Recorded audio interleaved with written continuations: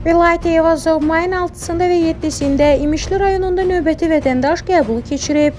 Kanal 21 xəbər verir ki, nazir səfər çərçivəsində əvvəlcə İmişli rayonunda Ulu Öndər Heydər Əliyevin abidəsini ziyarət edib.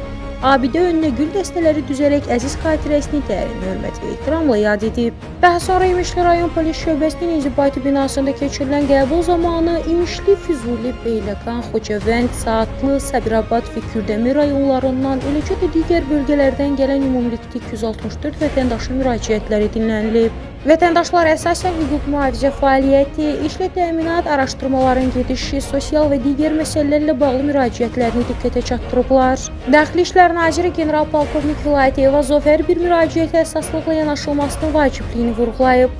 Vətəndaşların qaldırdığı məsələlərin operativ və qanunvericiliyin tələblərinə uyğun şəkildə araşdırılması məqsədi ilə Nazirliyin Aidiyyəti Baş İdarə və İdarə rəislərinə konkret tapşırıqlar verib. Qəbul zamanı müraciətlərin böyük bir hissəsi yerindəcə öz həllini tapıb. Əlavə araşdırma tələb edən məsələlər isə nəzarətə götürülərək icrası aidiyyəti qurumlara həvalə olunub. Qəbul zamanı vətəndaşlar göstərilən diqqət və həssas münasibətə görə minnətdarlıqlarını ifadə ediblər. Bildirilib ki, bölgələrdə keçirilən belə qəbullar insanların problemlərinin yerində araşdırılması və operativ həlli baxımından mühüm əhəmiyyət daşıyır.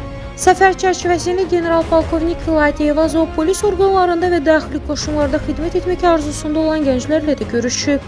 Nazir namizədlərin sıra baxışını keçirərək onların fiziki hazırlığı, nizam-intizamı və xidmətə yararlılıq səviyyəsi ilə maraqlanıb. Sıra baxışı zamanı xidmətə qəbulun şərtlərinə uyğun gələn 216 nəfər seçim turunun növbəti mərhələsinə buraxılıb. Gənclərə gələcək xidmət fəaliyyətlərində məsuliyyətli, vətənpərvər və peşəkar olmalarının vacibliyi tövsiyə edilib.